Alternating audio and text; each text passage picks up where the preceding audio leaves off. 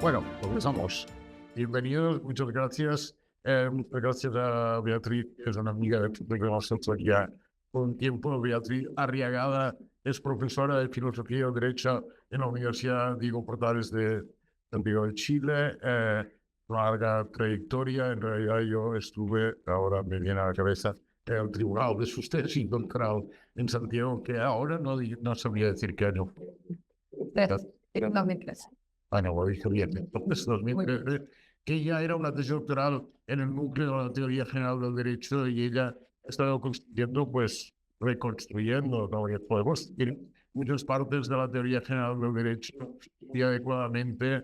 La tesis era, sobre todo, sobre los derechos subjetivos de todo, y ella ha desarrollado muchas ideas que están en los artículos seminales que todos conocemos, al menos los que nos dedicamos a jurisprudence, de Husserl, pero ha trabajado muchísimo en esta línea e incluso, digamos, enriquecido, en mi opinión, algunas de las contribuciones. Después he dedicado a otras cuestiones también de teoría general del derecho, una relevante, publicado en lugares relevantes, ahora en Brasil Juris, que también en una revista Singapur, no sé, ha publicado en diversos lugares.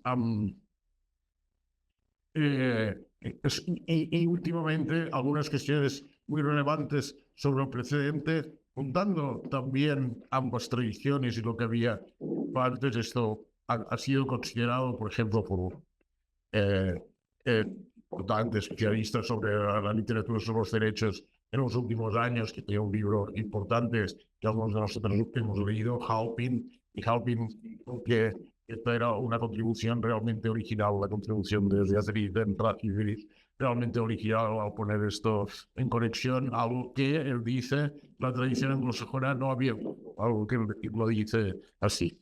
Ya que esto siempre alegra, digo, porque siempre alegra cuando pasa esto, como es lo que hace Beatriz. Por lo tanto, muy bienvenida, y aquí se juntan estas tres cosas. Ella, la titula me dijo que es algún desarrollo posterior, alguna manera de desarrollar algunas de las ideas presentes en el trabajo de Ratio Juris, caras del presente vinculante. Entonces estamos felices de tenerla con nosotros. Aparte de lo que he dicho, ella está creando un grupo en la Diego Portales, en su entorno, muy prometedor. Claro, son jóvenes, pero ampliamente prometedor, con el que ya mantenemos, de hecho, de facto, ya mantenemos, como está Consuelo, ya mantenemos relaciones muy intensas, ¿va? Pero las seguiremos manteniendo y las incrementaremos. O sea que, Beatriz, bienvenido a Barcelona de nuevo. Ya has estado al menos 2 veces, que yo recuerdo, en este coloquio. Creo que es 2 o 3. Ya no recuerdo. Puede ser, por eso digo al menos. Y por lo tanto, bienvenida ahora, Beatriz, pero esto es, vamos a que os encontrar, ella personalmente tiene más relaciones con España todavía que antes, con lo cual tal vez lo veremos más veces por aquí. Sí, de hecho estoy en Alicante. Sí, pues. Bueno, Beatriz, cuando quieras.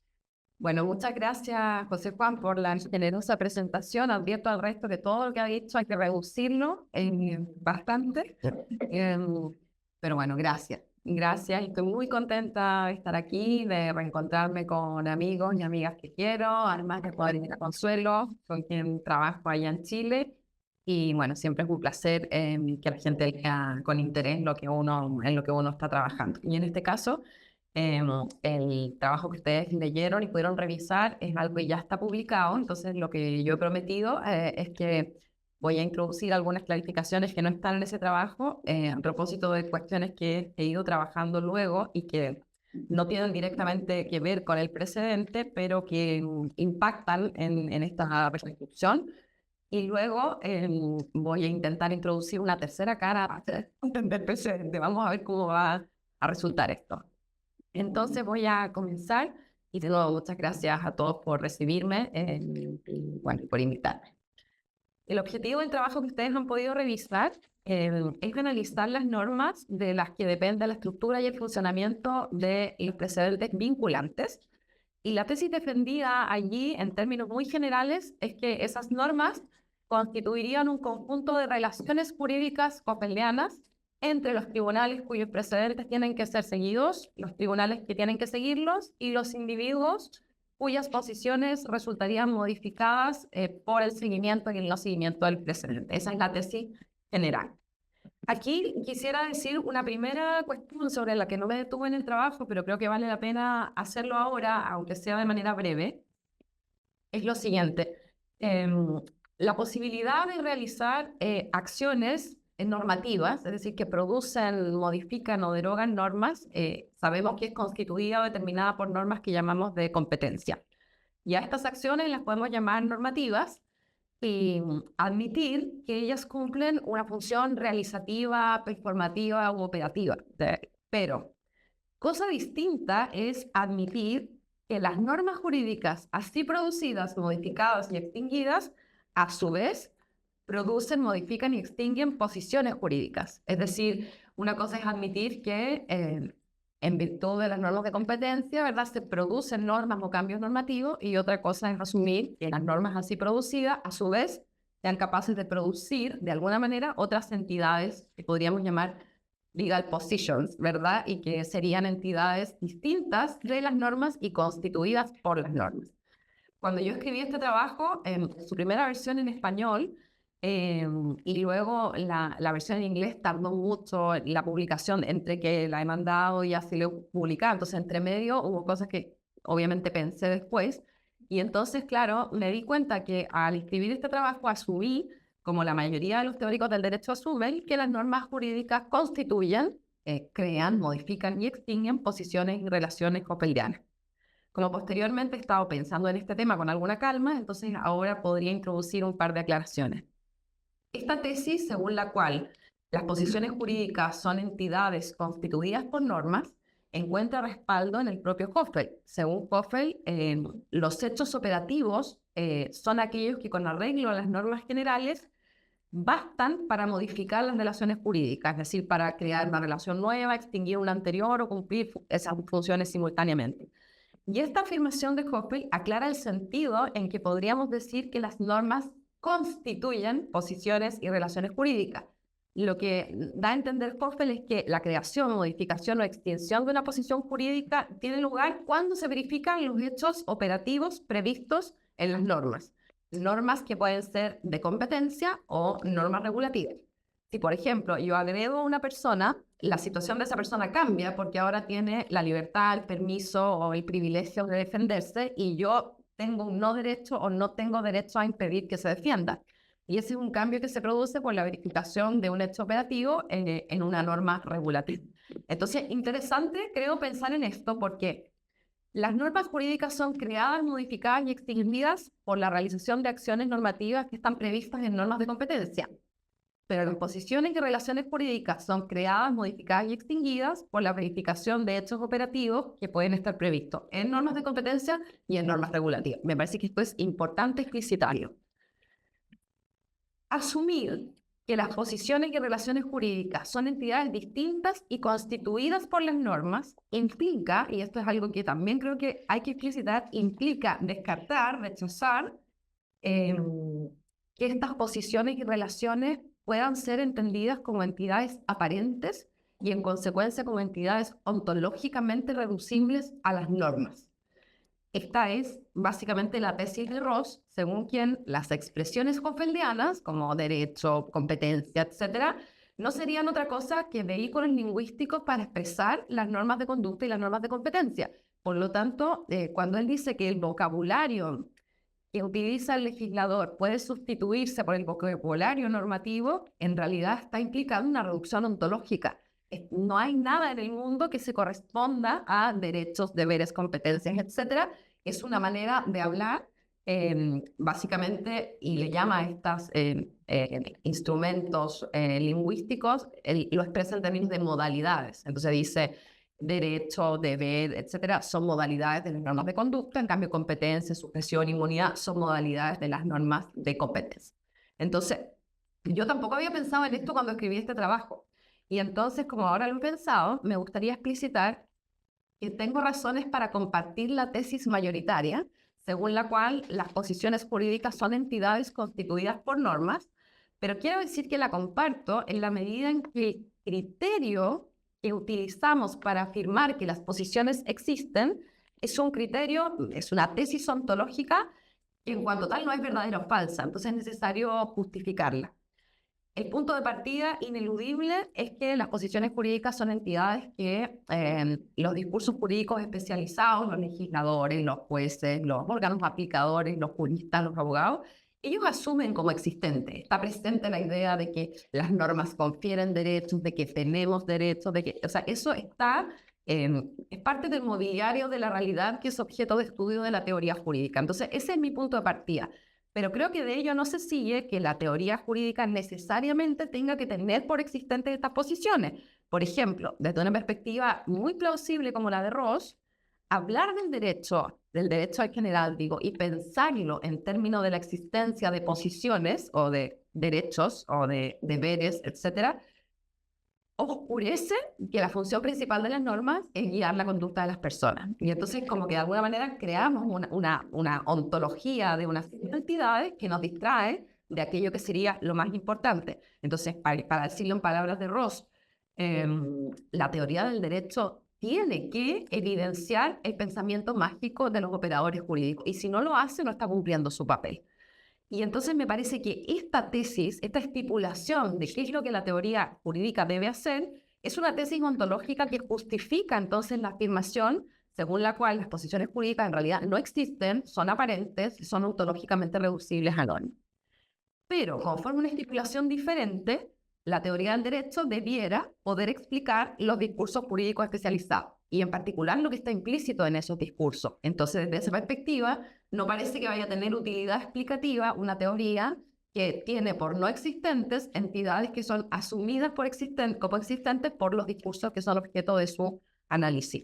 Pero aquí estamos ante otra estipulación, digamos, de qué es lo que la teoría debe hacer. Entonces, el vocabulario de las posiciones jurídicas siempre lo vamos a poder sustituir por el vocabulario de las normas.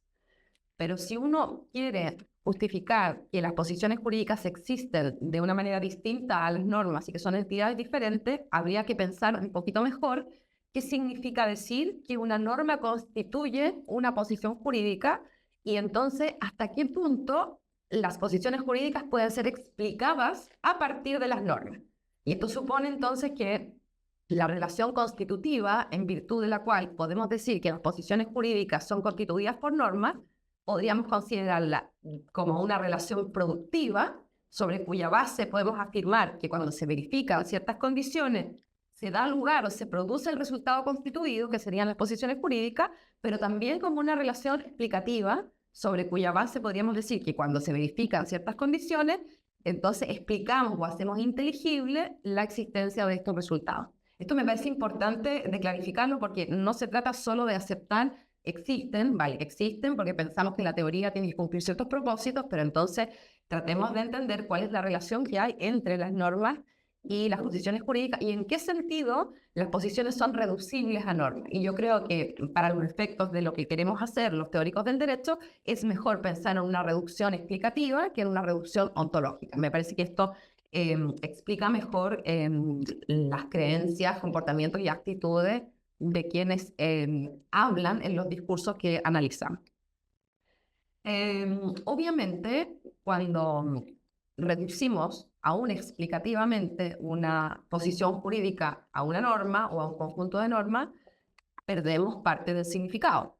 Pero esta reducción se justifica cuando el objetivo de la reducción está justificado a su vez, digamos, el objetivo de la investigación. Hechas estas aclaraciones iniciales, sigo con algunas de las tesis del trabajo. Una de las conclusiones a la que condujo el análisis que hice en este trabajo es que las diferencias de carácter sustantivo, me refiero a las diferentes razones que habría para seguir los precedentes verticales o seguir los autoprecedentes, no tienen en realidad un correlato estructural. Esto a mí me parece también importante destacarlo. El punto de partida de este trabajo es la famosa regla que supuestamente vincularía a los tribunales, a los precedentes de tribunales superiores o sus propios precedentes, que tanto en el contexto del civil law como en el common law se denomina stare decisis. Y el primer paso entonces de este trabajo fue descartar una idea gruesa según la cual la existencia de un precedente vinculante depende de la existencia de una norma regulativa que califica la acción normativa de seguir el precedente como obligatoria. Es decir, que los jueces están obligados a decidir del mismo modo que han resuelto en casos pasados. Y entonces, como la principal consecuencia de no seguir el precedente normalmente es la invalidez de la sentencia que no lo sigue y por lo tanto de la norma individual que resuelve el caso específico, entonces la regla de vinculación a los precedentes no podría ser una norma regulativa, tendría que ser más bien una norma constitutiva y particularmente de competencia, una norma que limita la competencia de los tribunales estableciendo una condición para que sus sentencias sean válidas. Este es básicamente el argumento de Álvaro Núñez. Y Álvaro Núñez decía, podría existir además una norma prescriptiva, pensándolo en términos hartianos, que refuerza, pero lo que no sería pensable es un sistema de precedentes donde solo hubiera reglas regulativas, porque aunque los jueces fueran sancionados, por apartarse el precedente, digamos, las decisiones seguirían siendo válidas, y esto normalmente no es así. Entonces, el segundo paso, y aquí comenzaba mi discrepancia con Álvaro Núñez, es que el segundo paso es responder a la siguiente pregunta. Si esta tesis, según la cual la regla que vincula al precedente es una regla que limita la competencia del tribunal vinculado, presupone que existe otra regla que confiere a estos tribunales, en el caso del autoprecedente, o a los tribunales superiores, en el caso del precedente vertical, la competencia para dictar precedente. Es decir, si del hecho de que la regla que vincula el precedente sea una limitación de la competencia del tribunal que tiene que resolver el caso, si hay entonces competencia, o esto necesariamente implica que hay tribunales que son competentes para dictar precedente. Y entonces Álvaro Núñez argumentaba, en mi opinión, equivocadamente, que para que exista un sistema de precedentes, él creía, no sé si lo cree todavía, pero creía que basta la existencia de una norma constitutiva que reconozca como precedentes a ciertas normas que han sido empleadas por tribunales superiores o el mismo tribunal antes. En términos hartianos, no es necesaria una regla de cambio que confiera competencia para dictar precedentes, basta con que haya una especie de regla de reconocimiento que le atribuya a las normas dictadas por ciertos tribunales el estatus, ¿no es cierto?, de precedente. Y entonces Álvaro decía, esto permite explicar que en la práctica jurídica se suele considerar que normas empleadas por tribunales en la solución de casos específicos son vinculantes para casos posteriores, pese a que tales tribunales, decía Álvaro, no hayan tenido ninguna pretensión, ninguna intención en esa dirección. Y por lo tanto, no podría decirse, decía Álvaro, que han ejercido una competencia para dictar precedente. En el trabajo, yo digo esto al pasar, pero ahora me gustaría hacer doble clic porque creo que esto es un punto muy importante.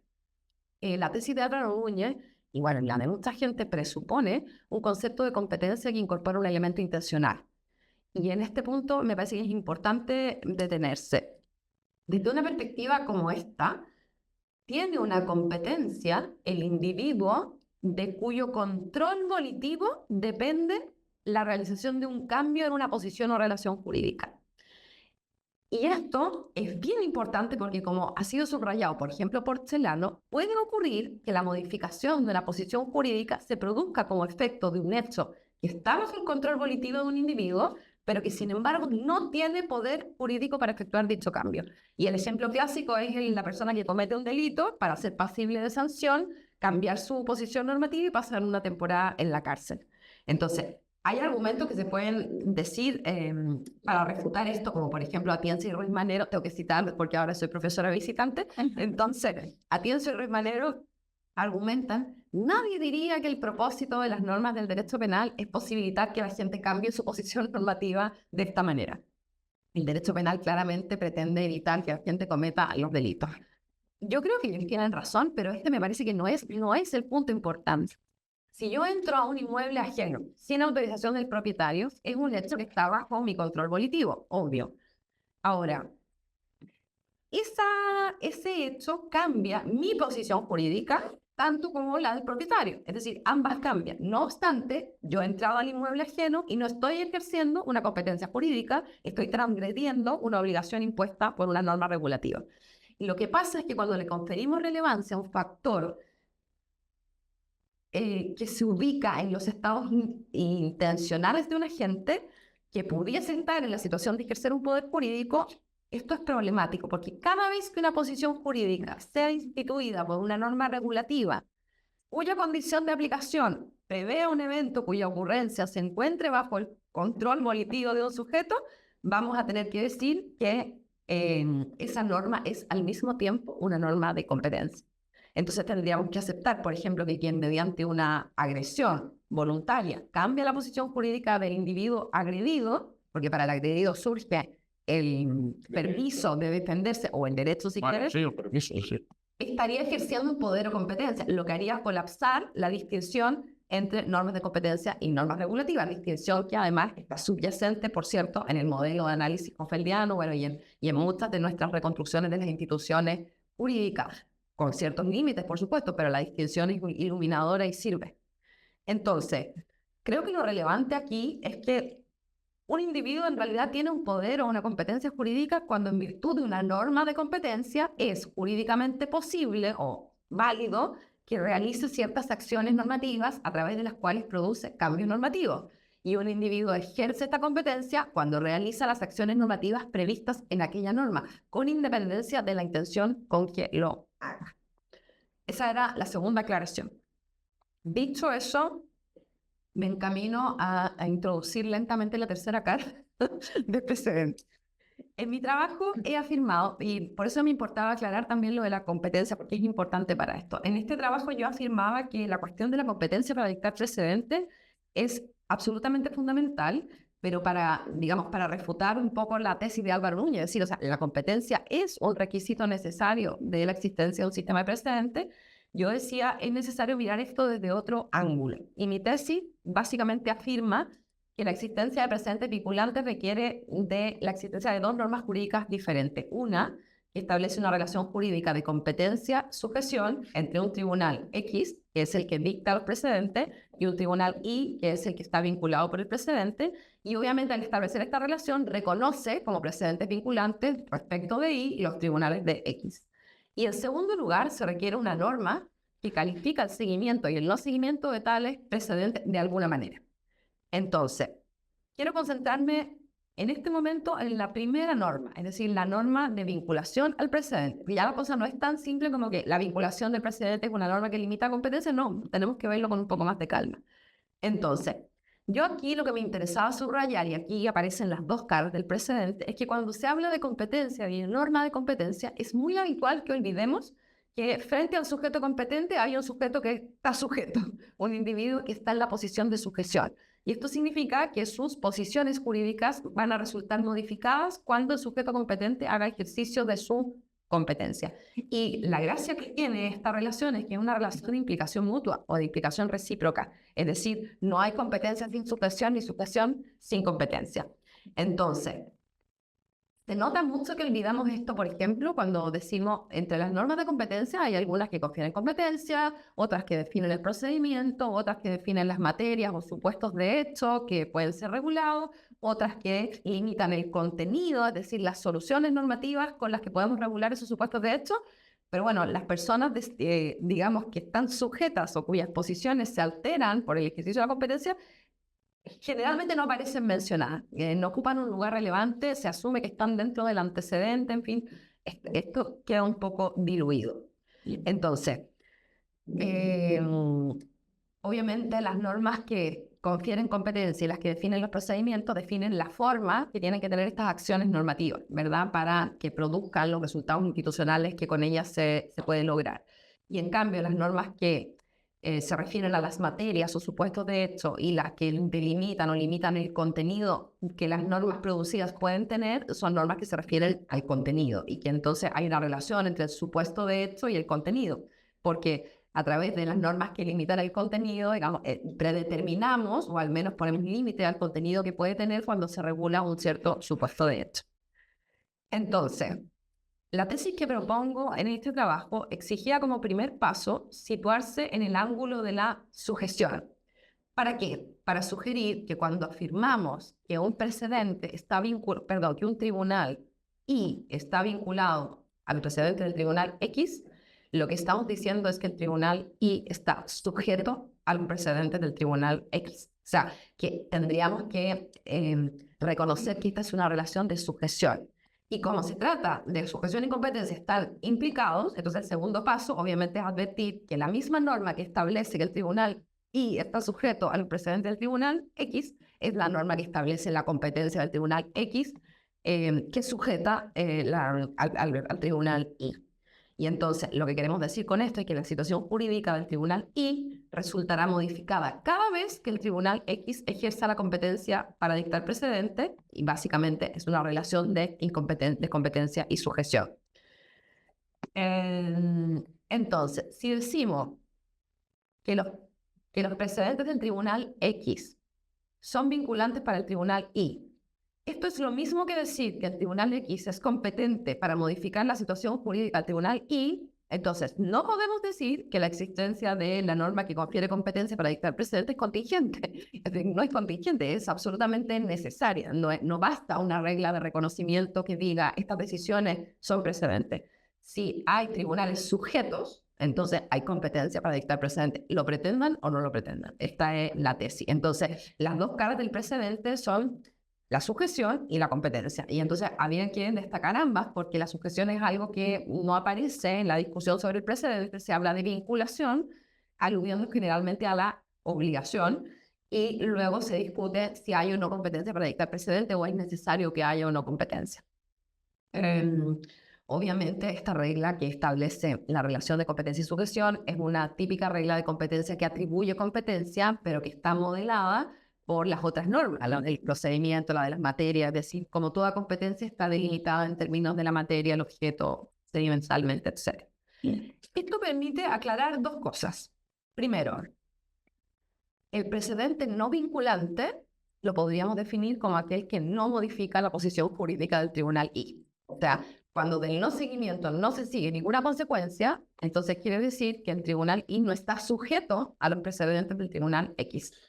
Segunda consecuencia, cuando decimos o asumimos, y esto es bien común, que el tribunal Y, obviamente no decimos que está sujeto, decimos más bien que es competente para aplicar los precedentes del tribunal X. Esto es lo que más comúnmente se dice. Yo pienso que no es que esto esté mal, pero esto oscurece la cara de la sujeción.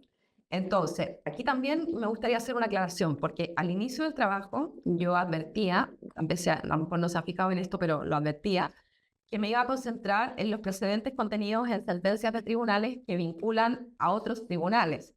Y con esto no descarto que haya un sentido en el cual pueda decirse que los tribunales vinculan a individuos distintos de los tribunales, pero que lo que a mí me interesaba, ¿verdad?, era la vinculación entre el tribunal X y el tribunal Y.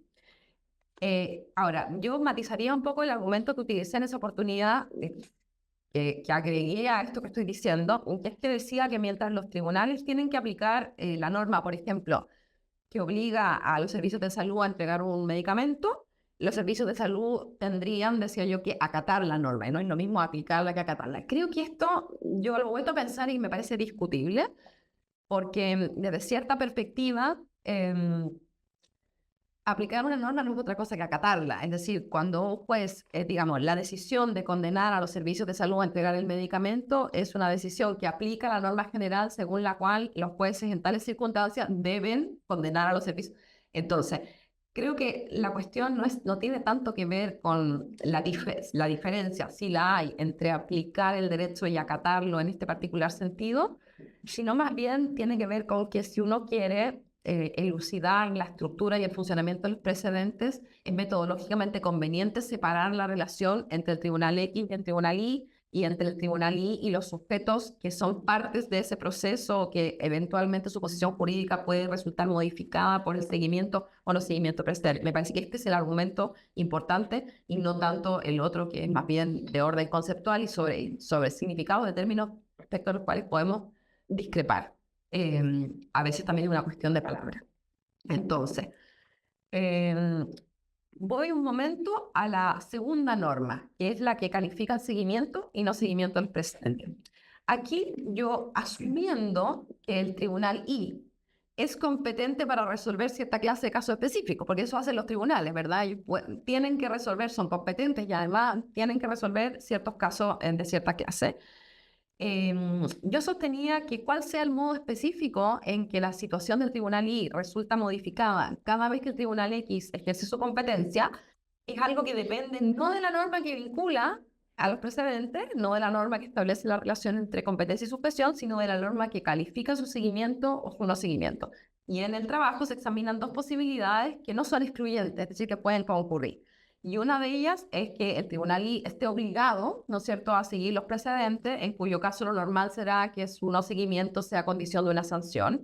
Y en el segundo caso, el seguimiento de los precedentes producidos por X es una condición necesaria de la validez de la sentencia y de la norma individual que soluciona el caso por parte del tribunal I. De manera tal que si no se siguen los precedentes, ¿verdad?, la sentencia no sería válida. Entonces, lo que propongo ahora es lo siguiente.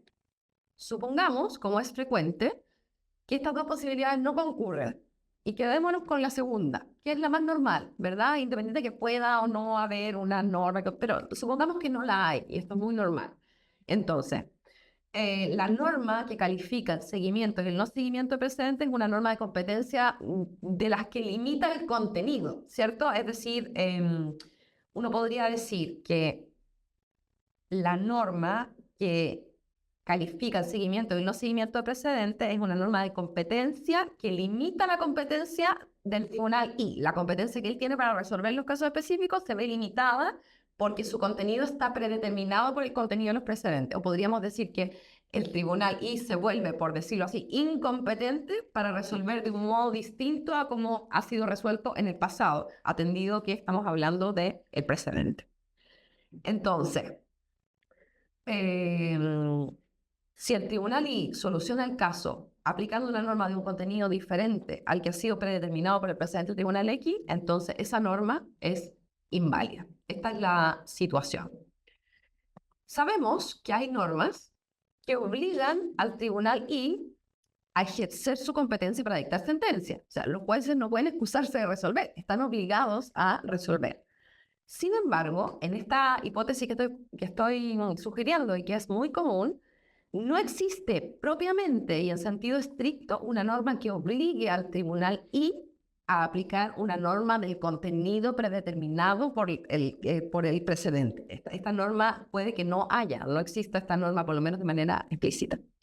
Y en este escenario, me interesa responder la siguiente pregunta. ¿Qué es lo que podría explicar en un escenario como este que normalmente se afirme y se asuma que es obligatorio seguir los precedentes? O sea, esto tiene que tener una explicación, ¿vale? En un sistema donde la consecuencia que se sigue de no seguir el precedente es la invalidez, hay obligación de ejercer la competencia de dictar sentencia, pero no hay una obligación específica de que el contenido tiene que ser. ¿Cómo explicamos entonces que se diga habitualmente que los precedentes son obligatorios? Binding precedent. It's a binding precedent. Claro. Mi conjetura provisional es la siguiente, y aquí con esto, esta es la última parte de mi presentación. No sé cómo voy de tiempo, ¿muy bien? Sí, bueno, sí, ¿no? Sí, no me acuerdo que empecé. Como... ¿Cuánto tiempo? ¿Qué hora es? Ya por 10, sí. 14 días. Vale. Sí, pues bueno, 5 minutos o 10. Vale. 10 tienes, porque no has comenzado más tarde. 10. Gracias por tu tiempo. Esto quiero explicarlo bien para que se entienda. Mi conjetura provisional es la siguiente.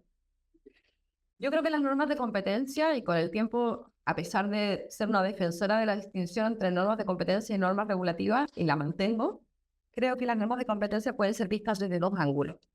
Desde el punto de vista del sistema, son normas constitutivas en el sentido de que constituyen la posibilidad de realizar acciones normativas que producen cambios normativos y constituyen la posibilidad de obtener resultados institucionales que no serían posibles de otro modo, como dictar una sentencia válida, y como consecuencia, esos resultados institucionales solamente pueden obtenerse realizando las acciones normativas previstas en la norma de competencia y no otras.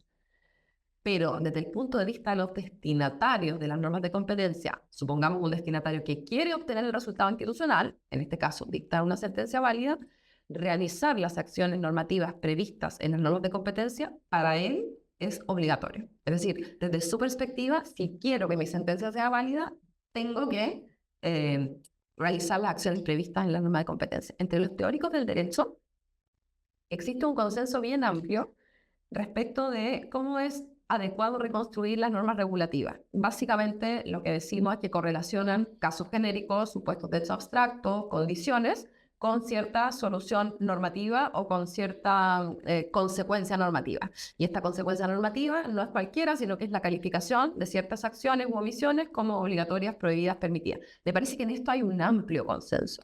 Sin embargo, hay muchas más diferencias respecto de cómo reconstruir las normas de competencia. Y si uno quisiera ordenarlas en una escala, en un extremo estaría la tesis según la cual las normas de competencia son normas regulativas indirectamente formuladas.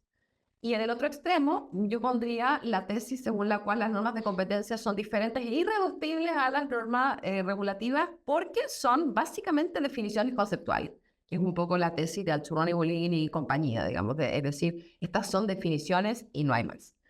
Esta última tesis tiene su origen en la tesis de Alchurrón y Bolin, según la cual los enunciados que definen, por ejemplo, un concepto como menor de edad, no son normas, ¿verdad? Porque no correlacionan casos con soluciones, sino que correlacionan casos con casos. Pero igual son muy importantes estas definiciones porque cuando se presenta el caso de menor de edad, luego ese caso puede ser correlacionado con una solución. Pero estas no son normas porque no correlacionan casos con soluciones, sino casos con casos. Por ejemplo, tener 18 años cuenta como mayor de edad. Esta es básicamente la tesis de Alchurrón y Bolin. Y Alchurrón y Bolin desarrollan posteriormente esta tesis y además pretenden apoyarse en la distinción de von Wright, por ejemplo, entre las normas que determinan los patrones para realizar correctamente actividades y las normas regulativas, o la distinción serliana entre reglas regulativas y constitutivas. O sea, buscando apoyo en esos autores, Alchurrón y Bolin sostienen que hay dos tipos de reglas que son mutuamente excluyentes en el derecho. Por una parte están las reglas de conducta, que serían prescriptivas porque mandan, prohíben o permiten, y por otro lado estarían las reglas conceptuales, que básicamente serían definiciones de conceptos, no serían normas porque no mandan, prohíben o permiten, dicho de otra manera, no correlacionan casos con soluciones. Y las normas de competencia quedan en la segunda categoría, es decir, son normas conceptuales. Y el argumento que principalmente justifica el argumento del Alchurrón y Bolin es el hartiano, es decir, mientras una regla que impone una obligación es separable de la sanción y es concebible sin la sanción que se prevé para el caso de su transgresión, la nulidad o la invalidez es conceptualmente inseparable de una regla que confiere competencia para realizar determinados actos jurídicos. En tanto, la realización de esos actos jurídicos como válida depende de las normas de competencia.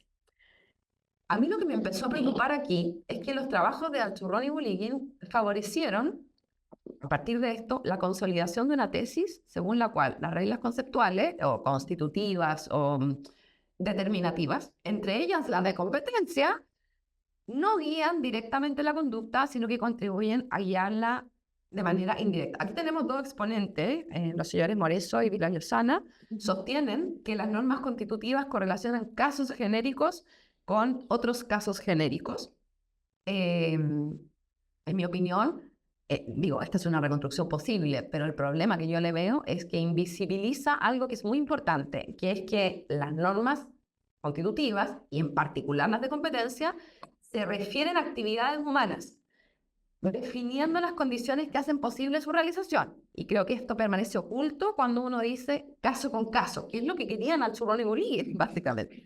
Entonces, esta omisión o esta invisibilización obviamente tiene relación con el hecho de que se crea que las normas constitutivas no guían directamente la conducta, sino que contribuyen a guiarla de manera indirecta, que es básicamente lo que decía Alchurrón y Bolin. O sea, definir el concepto de menor de edad no es que sea irrelevante, pero definir el concepto de menor de edad no es una norma, sino que más bien luego el caso de menor de edad, calificado como menor de edad, aunque tenga 18 años, se va a conectar con soluciones normativas.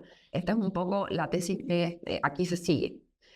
Y ocurre que esta tesis es indiferenciable habitualmente de la siguiente tesis, que es que las reglas conceptuales, constitutivas, determinativas, entre ellas las de competencia, no tienen sentido sino por su conexión con las normas regulativas. Esto es dominante. Y entonces quiero mostrar un ejemplo de esto. Jorge Rodríguez, que tiene la mejor intención de refinar la crítica hartiana al reduccionismo, él dice, aclaremos una cosa, cuando Hart argumenta que la nulidad es inseparable de la sanción, este argumento solo puede entenderse si presuponemos que las potestades jurídicas o las competencias son conferidas por sistemas más o menos complejos de reglas, a las que cabe atribuir un carácter conceptual porque el conjunto de ellas determina el conjunto de condiciones necesarias y suficientes para que ciertos actos sean válidos. Solamente de esta manera uno puede entender la idea de que la nulidad es inseparable de la regla que confía el poder. No es que cada regla individualmente se derive en la nulidad, sino que el conjunto determina las condiciones necesarias y suficientes de la validez de ciertos actos o predicados jurídicos como testamentos, etc. Pero Rodríguez, atención con esto, él, a pesar de que está intentando refinar el argumento hartiano antirreduccionista, no deja de reconocer una parte de verdad de las concepciones reduccionistas. Él, junto con Claudina Orrunesu, argumentan que las reglas estas de competencia que definen el conjunto de condiciones necesarias y suficientes para que surja una instancia válida, por ejemplo, de un testamento, no tienen sentido sin la existencia de las normas regulativas, porque las normas regulativas establecen las consecuencias normativas de todas las instancias válidas de estos predicados. O sea, el sentido de una norma de competencia es su conexión con las consecuencias establecidas por normas regulativas. De hecho, lo dicen, o sea, esto es como Legrand, Churron y Bulligin. Mientras las normas regulativas califican ciertas acciones como obligatorias, prohibidas o permitidas, las normas constitutivas se limitan, dicen, a establecer las condiciones de aplicabilidad de ciertas expresiones institucionales, que es, en mi opinión, súper fuerte decir eso solamente de una norma de competencia. Entonces, si uno revisa bien esta tesis, la misma tesis, o sea, el mismo argumento que sirve para decir que las normas de competencia no guían directamente la conducta, es el argumento que se usa para decir que ellas no tienen sentido sino en relación con las reglas regulativas. El argumento es este. Las reglas regulativas prescriben las consecuencias normativas que se siguen de las instancias válidas constituidas por las normas constitutivas. Es exactamente el mismo argumento, por lo menos en el caso de Jorge Rodríguez es exactamente el mismo. Entonces, ¿cuál es el punto que quiero poner? Los trabajos de Altshuron y Bulligin contribuyeron, además de a la tesis, y me parece una tesis que uno puede considerar plausible, que las normas de competencia guían la conducta de una manera distinta o indirecta, etc. Lo que a mí me preocupa en realidad es que contribuyeron a invisibilizar que las normas de competencia constituyen o determinan la posibilidad de que determinados sujetos realicen ciertas acciones normativas que de otro modo no serían posibles. Es decir, me interesa que pongamos el foco en la acción normativa. Y de hecho, incluso tan contagiosa es esta cosa que incluso a partir de una crítica a la aplicación de la tesis de Altshuron y Bulligin a las normas de competencia, por ejemplo, a Atienza y Ruiz Manero, lo vuelvo a citar, ellos reconstruyen a las normas de competencia como reglas anancástico-constitutivas. Y bajo esta mirada, una norma de competencia sería una regla constitutiva porque establece condiciones o antecedentes para la producción de ciertos resultados institucionales que están en el consecuente, pero a eso añaden que estas reglas podrían ser utilizadas como reglas técnico-institucionales o que darían lugar a una regla técnica según la cual quien quiere obtener un resultado institucional, entonces tiene que hacer lo que dicen las acciones normativas previstas en la ley. Entonces, en otros términos, de nuevo, llegan a la... Es increíble, pero o sea, ellos son anti-Altshuron bulliginianos, pero nos dicen, las normas de competencia dan lugar a imperativos hipotéticos, motivan la conducta indirectamente porque constituyen razones para actuar siempre y cuando el destinatario pretenda alcanzar el resultado institucional, es decir, nos llevan al campo de las normas técnicas y los deberes técnicos. Yo creo que la explicación de cómo motivan la conducta las normas de competencia está bien orientada, no es eso lo que me interesa criticar. Me parece que el problema principal, y esto es lo que quiero conectar con la tercera cara del precedente, es que bajo esta reconstrucción, el antecedente o el caso genérico de una norma de competencia aparece justamente como una definición o una aclaración del significado del resultado institucional. Es decir, queda Básicamente, la estructura de la norma de competencia, aquí la tengo. Un segundo, me la había dejado para decirla bien. Si se da el estado de cosas X y el sujeto o los sujetos Z realizan la acción o serie de acciones Y, todo eso es el antecedente, dando lugar al contenido C, entonces se produce el resultado institucional. Tenemos el resultado institucional inconsecuente y la acción la tenemos en el antecedente. Entonces, para mí esto es una definición del resultado institucional. O sea, no avanzamos mucho de Arturo Regulín, me parece, con todos los esfuerzos que en otro sentido han hecho estos autores. Y entonces, retomo el punto. Como consecuencia de esta manera de ver las cosas, la acción normativa para cuya realización cierta clase de individuos es competente resulta invisibilizada. Y yo creo que esto es lo que explica que Atienza y Ruiz Manero, al igual que Rodríguez, digan que las normas de competencia solo tienen sentido en relación con las normas regulativas, pese a que también dicen y quieren decir que de ello no se sigue que no cumplieron la función de guía de conducta como bien habría visto Hart. Entonces están como en un punto que quieren ir hacia el otro, pero no. Bueno, y Jorge Rodríguez también enfrenta este dilema. Yo quiero refinar el argumento hartiano, pero al final voy a reconocer que el reduccionismo tiene una parte de verdad. Entonces, ¿cómo salimos de aquí? Yo pienso que si las normas de competencia tienen algún sentido que puede escindirse de su conexión con las reglas regulativas, es que ellas indican, precisamente como vio Hart, qué es lo que las personas deben hacer, cuáles son las acciones que tienen que realizar para llevar a la práctica sus deseos.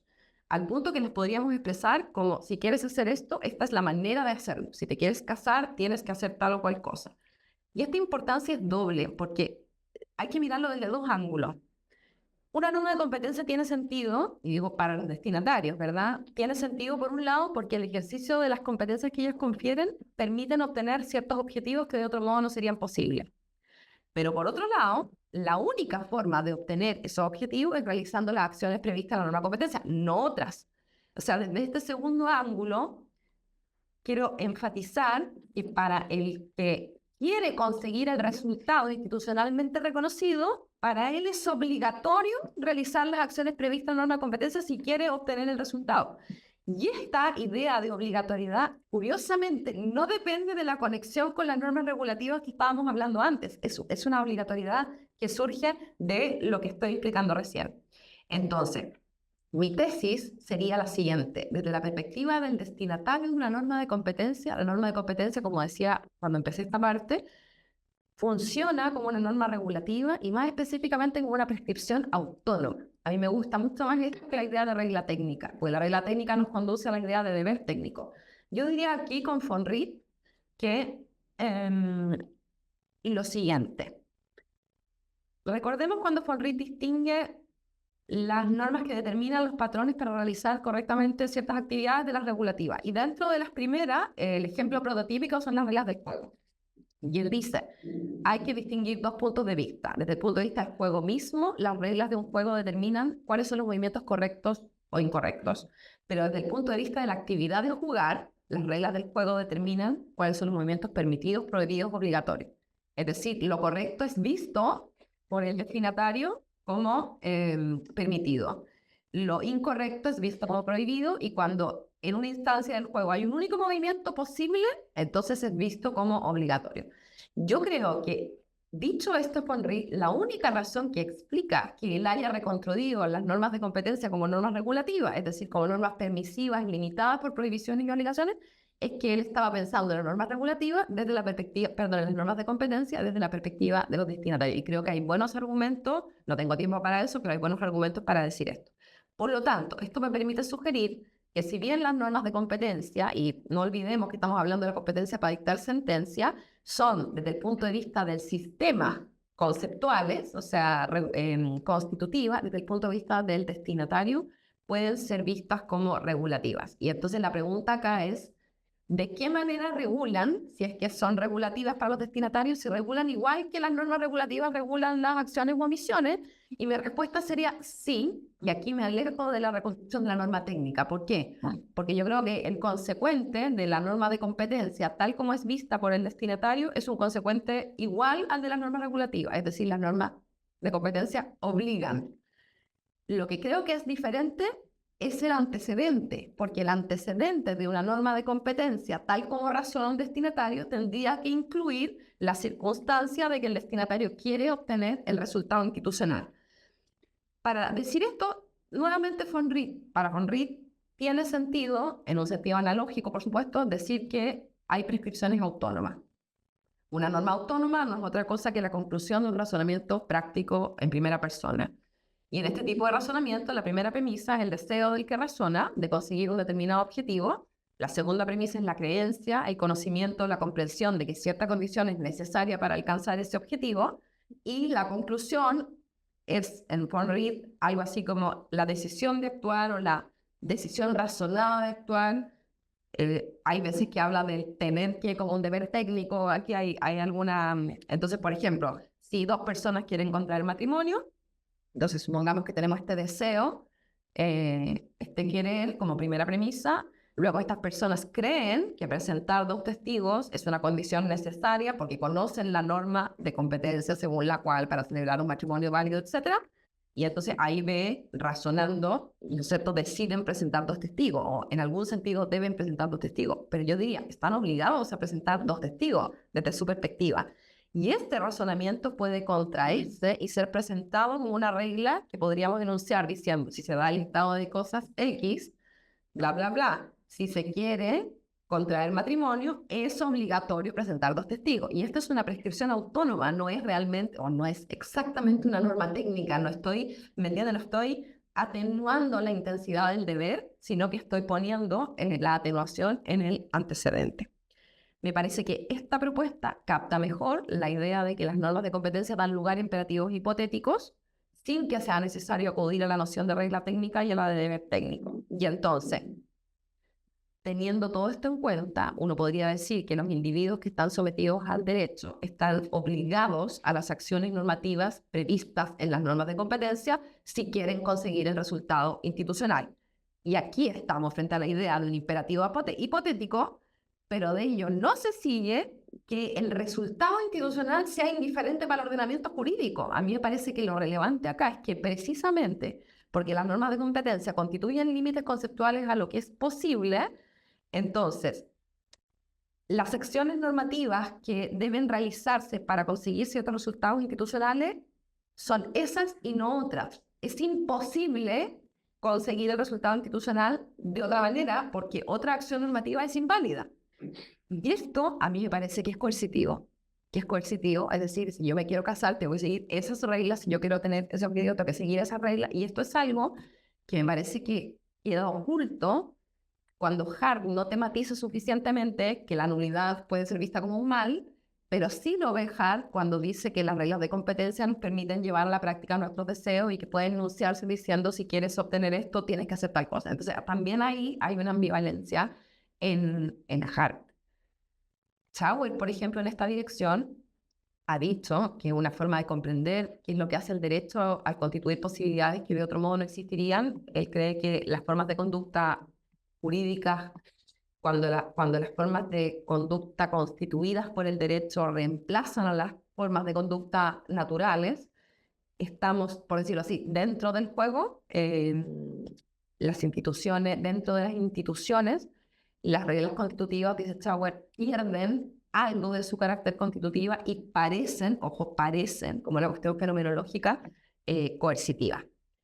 Yo creo que estas ideas permiten explicar que normalmente se afirme o se asuma que los precedentes obligan a los tribunales a solucionar los casos de que conocen del mismo modo en que se hayan solucionado en casos similares pasados, aun cuando no haya una norma que los obligue a eso y que no haya sanción por, ¿me entienden? Sino que simplemente creo que es una perspectiva. Y entonces, si las dos caras del precedente eran la competencia del tribunal X y la sujeción del tribunal y es cierto que cuando el tribunal X ejerce la competencia para dictar precedente, la posición del tribunal Y es modificada, generalmente en el sentido de que su competencia resulta limitada o predeterminada por el contenido del precedente, la tercera cara del precedente vinculante sería que esta limitación competencial es vista como una auténtica obligación.